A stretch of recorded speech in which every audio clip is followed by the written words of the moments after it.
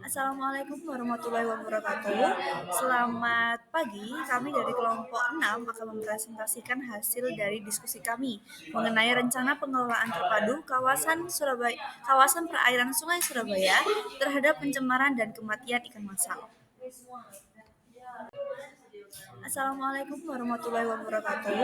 Selamat pagi, kami dari kelompok 6 akan mempresentasikan hasil dari diskusi kami. Adapun anggota dari kelompok 6 yaitu saya sendiri Hana Kristi, terdapat pula Ahmed Aldo, Destri Alvia, Anita Seviana dan juga Asima Borsimbola. Masuk ke latar belakang, kualitas air yang baik sangat penting untuk menjaga kehidupan ikan selama masa budidaya. Penurunan kualitas perairan umumnya disebabkan oleh masuknya bahan pencemar ke dalam lingkungan perairan. Pencemaran tersebut dapat menimbulkan resiko bagi ekosistem, salah satunya kematian ikan secara massal yang terjadi sedikitnya 1 kali setiap tahun. Degradasi lingkungan perairan ditandai dengan meningkatnya tingkat kesuburan dan menurunnya kadar oksigen terlarut yang menjadi pemicu utama kematian ikan. Kasus kematian ikan massal di Sungai Surabaya merupakan permasalahan serius yang disebabkan oleh pembuangan limbah industri dan domestik yang secara langsung tanpa pengolahan. Kondisi air yang berbau tidak sedap, berminyak, dan tercemar berat menyebabkan banyak ikan mati di wilayah Desa Bambe, Kecamatan Rio Rejo, Kabupaten Gresik. Kejadian ini telah berlangsung sejak sebelum tahun 2019 dan mencerminkan menurunnya kualitas air di Sungai Surabaya. Selanjutnya masuk ke tujuan dan kegunaan. Yang pertama ada tujuan. Yang pertama yaitu mengetahui peran dan tugas pokok masing-masing instansi stakeholder dalam pengelolaan permasalahan kematian ikan massal di Sungai Surabaya. Yang kedua, mengidentifikasi akar permasalahan berdasarkan hasil penilaian ELI. Yang ketiga, merancang matriks perencanaan program untuk 5 tahun ke depan berdasarkan akar permasalahan kematian ikan massal di Sungai Surabaya. Selanjutnya ada kegunaan yang pertama yaitu memahami peran dan tugas instansi serta mengidentifikasi kekurangan dalam koordinasi antar instansi. Yang kedua, menganalisis akar permasalahan untuk menentukan solusi yang efektif. Dan yang ketiga, menyusun perencanaan yang terukur dan keberlanjutan dalam mengatasi permasalahan lingkungan. Baik, selanjutnya adanya analisis pemangku kepentingan dan inventarisasi pada masalah. Jadi pada hal ini akan dijelaskan pada stakeholder, tupoksi, masalah, dan juga komponen kehidupan lingkungan hidup. Yang dimana pada hal tersebut adanya profil kegiatan yang disusun untuk mengidentifikasi suatu masalah secara menyeluruh serta adanya penentuan solusi yang tepat guna untuk meningkatkan kualitas perairan dan juga pengelolaan limbah yang dapat mencegah kegiatan massal ikan demi kesejahteraan masyarakat.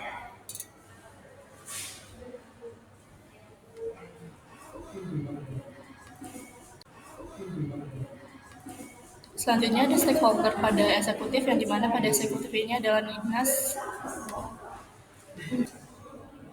lingkungan hidup yang dimana pada tupoksi yang dilakukan pada eksekutif tersebut ialah melakukan dan juga mementoring pada secara rutin adanya kualitas air pada kematian ikan di sungai tersebut dan juga adanya suatu upaya yang akan dilakukan untuk menyediakan kolam sebagai penampungan limbah industri untuk menurunkan zat berbahaya. Pada masalah yang didapatkan yaitu terdapat kurangnya upaya dalam memonitoring pada kondisi lingkungan dan juga adanya kurang lahan untuk fasilitas pengelolaan.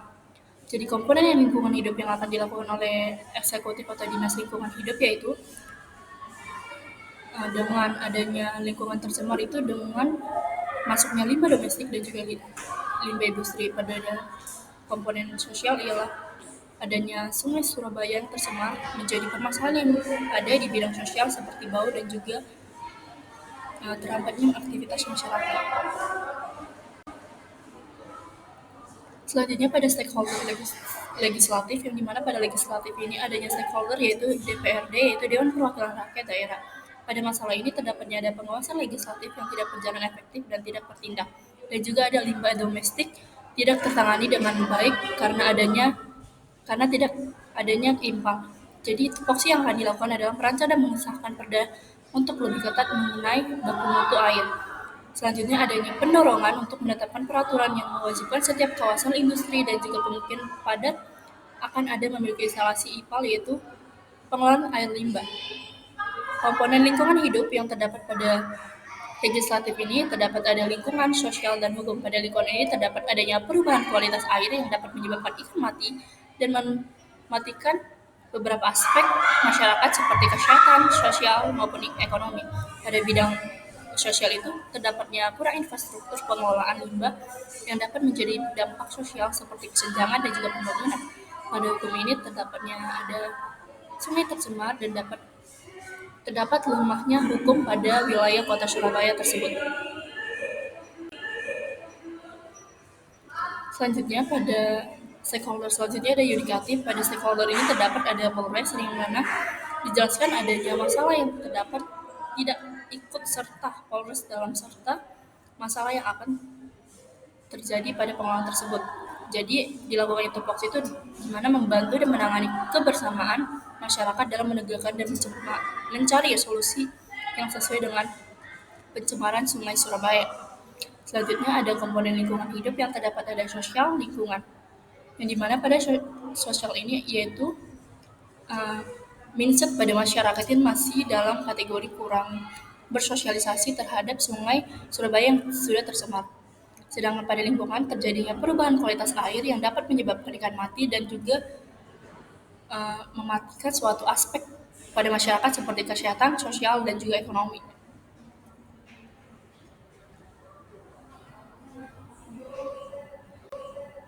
Selanjutnya ada pada stakeholder BUMDes yang dimana BUMDes ini Bambe Sejahtera Bersama. Perlu diketahui pada masalah yang terdapat pada BUMDes itu ketergantungan pada dana desa tanpa adanya diversifikasi. Yang kedua ada kurangnya keterlibatan masyarakat dalam kegiatan BUMDes. Jadi perlunya ada tupoksi yaitu mengembangkan kegiatan perekonomian desa dan juga pelayanan umum.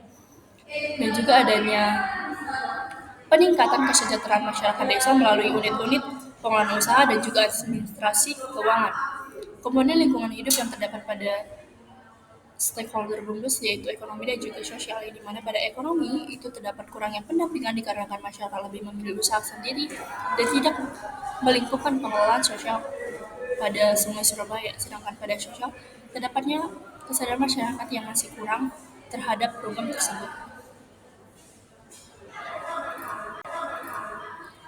Selanjutnya pada stakeholder yaitu di swasta, yang dimana pada swasta lokal, yang dimana adanya suatu masalah yaitu belum ada terdapat instalasi pengelolaan limbah yang memadai dan juga kurang berpartisipasi dalam menjaga lingkungan Sungai Surabaya. Jadi tupoksi yang akan dilakukan yaitu mengelola usaha sesuai peraturan lingkungan hidup dengan memastikan limbah yang dihasilkan diolah terlebih dahulu sebelum dibuang di lingkungan serta berperan dalam mendukung program CSR yang dimana itu terkait tentang pelestarian sungai dan juga penerapan usaha yang ramah akan lingkungan. Selanjutnya ada pada perguruan tinggi yang dimana pada stakeholder perguruan tinggi di dekat daerah Sungai Surabaya itu Institut Teknologi 10 November atau ITS di Surabaya, yang dimana pada masalah yang tersebut terdapat tiga yaitu masyarakat umum masih kurang tertarik terhadap program edukasi tersebut. Yang kedua ada yang mahalnya peralatan. Yang ketiga ada kesenjangan antara teknologi canggih dari luar negeri. Jadi perlunya ada tupoksi untuk memberikan pendidikan kepada mahasiswa dan juga masyarakat tentang pentingnya bahaya degradasi lingkungan. Selanjutnya ada perlunya menganalisis dampak akumulasi polutan terhadap ekosistem perairan. Dan yang ketiga adalah mengembangkan teknologi instalasi pengelolaan air limbah yaitu IPA. Komponen lingkungan hidup yang perlu diperhatikan yaitu SDM, lingkungan sosial, yang dimana pada SDM ini adalah solusi untuk dari pencemaran Sungai Surabaya yang terhambat karena kurangnya edukasi. Selanjutnya ada pada lingkungan yaitu penanganan dari analisa penyebab Sungai Surabaya tercemar sangat sulit dikenali karena mahalnya alat tersebut. Dan pada sosial yang dimana harga alat yang lebih mahal dan kecanggihan teknologi belum memadai, oleh karena itu mengakibatkan kondisi Sungai Surabaya masih belum dapat dikategorikan.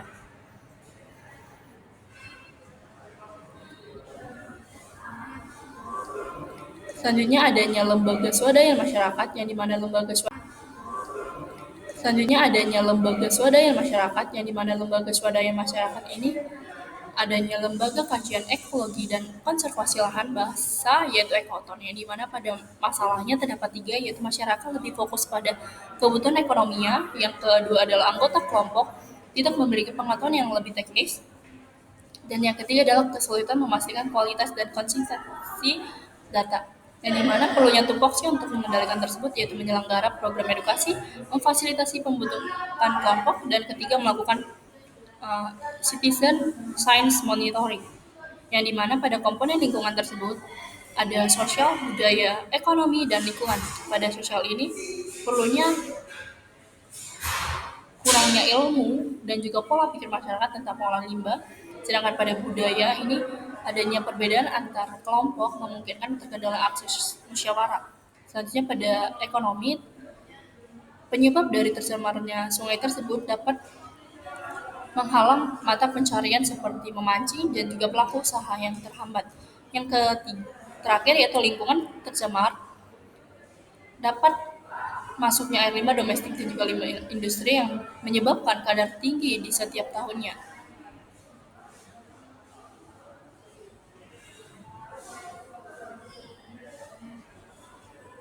Selanjutnya, Baiklah, masuk pula ke dalam tokoh masyarakat yaitu warga desa sendiri dengan tupoksi menjaga kebersihan lingkungan sekitar sungai dan juga mengurangi sampah rumah tangga.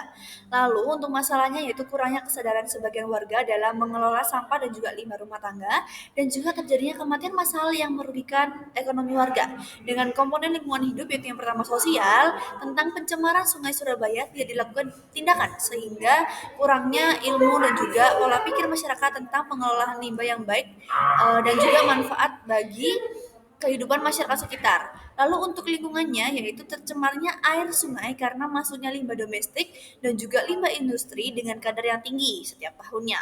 Lalu untuk ekonomi yaitu tercemarnya Sungai Surabaya menyebabkan mata pencarian seperti memancing, pelaku usaha juga terhambat karena kurangnya pasokan air bersih untuk menjalankan usaha mereka.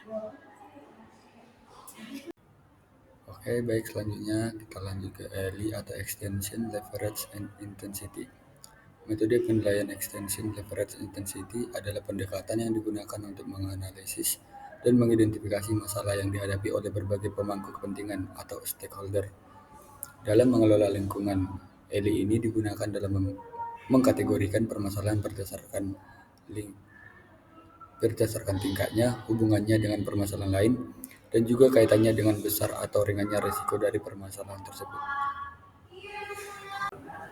Baik, selanjutnya setelah melakukan pendekatan dengan ELI, maka dapat ditetapkan masalah pokok. Yang pertama yaitu masalah pokok dari DPRD yang memiliki skor tinggi yaitu 64, dikarenakan berdasarkan permasalahan dan tupoksi tidak berjalan secara efektif dan kurang terjaminnya infrastruktur pengelolaan limbah sehingga menyebabkan lemahnya penegakan hukum. Kemudian masalah pokok yang kedua yang memiliki nilai atau skor yang sama-sama tinggi yaitu Lembaga Kajian Ekologi dan Konservasi Lahan Basah atau Ekoton memiliki skor yang tinggi dikarenakan kesadaran masyarakat yang rendah akan permasalahan yang ada serta kurangnya komunikasi antar stakeholder lainnya dan kurangnya pengawasan terhadap lingkungan. Baik, selanjutnya setelah menetapkan masalah pokok dengan nilai atau skor ELI, maka dapat ditarik kesimpulan dari akar masalah limbah domestik tidak tertangani dengan baik yang disebabkan oleh kurangnya atau lemahnya sistem hukum, kesadaran sosial, dan dukungan pemerintah dalam mengelola limbah domestik, yang disebabkan beberapa faktor lainnya seperti rendahnya pengetahuan mengenai limbah, kurangnya koordinasi antar pemerintah daerah, kurangnya penegakan hukum, kurangnya edukasi masyarakat, serta kurangnya lembaga pengelolaan khusus. Nah, baik teman-teman, setelah dijelaskan tentang akar permasalahan, kemudian yaitu ada matriks perencanaan program atau MPP. Nah, MPP sendiri ini merupakan alat penting dalam merancang dan mengorganisir kegiatan dengan tujuan untuk mencapai sasaran pengelolaan limbah yang mencemari Sungai Surabaya yang dilaksanakan dalam kurun waktu 5 tahun. Nah, untuk matriks perencanaan program yang disusun dalam 5 tahun memuat untuk nama program. Yang pertama itu pengelolaan kawasan Sungai Surabaya yang ramah lingkungan dan bernilai ekonomis.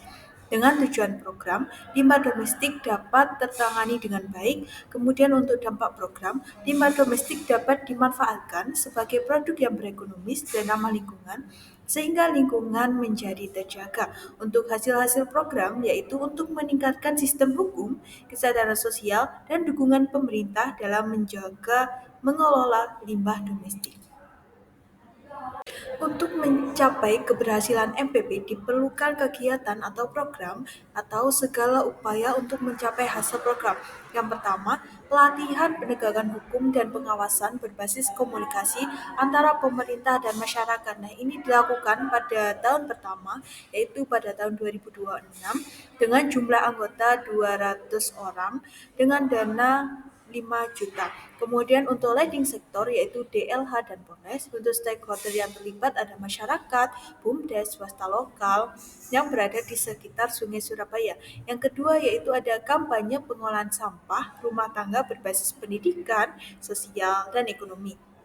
Nah, ini dilaksanakan pada tahun 2027 dengan jumlah 80 orang dengan anggaran 20 juta. Untuk pada tahun 2028 yaitu ada 100 orang dengan anggaran 30 juta. Kemudian ada leading sektor yaitu DLH atau Dinas Lingkungan Hidup dan Perguruan Tinggi ITS. Ya, kemudian ada stakeholder yang terlibat memuat DLH, BUMDes, swasta lokal, perguruan tinggi ITS, dan warga desa. Kegiatan ketiga yaitu penyuluhan pengolahan limbah domestik mandiri pada tahun 2028 dengan jumlah 200 anggota atau 200 orang dengan anggaran 6 juta. Untuk leading sektor DLH, stakeholder yang terlibat yaitu DLH, BUMDes, swasta lokal yang berada di sekitar Sungai Surabaya, perguruan tinggi ITS, dan warga desa. Untuk yang kegiatan keempat yaitu kolaborasi pemerintah dengan sektor swasta dan pengembangan infrastruktur pengolahan limbah domestik dilakukan pada tahun 2029 dengan jumlah 200 anggota. Kemudian untuk anggarannya sekitar 15 juta. Untuk leading sektor yaitu meliputi DLH, Ekoton, dan swasta lokal. Stakeholder yang terlibat yaitu DLH, Polres, DPRD, Ekoton, dan perguruan tinggi ITS. Nah, kegiatan kelima yaitu pengembangan dan penerapan teknologi pengolahan limbah domestik yang ramah lingkungan dan berkelanjutan.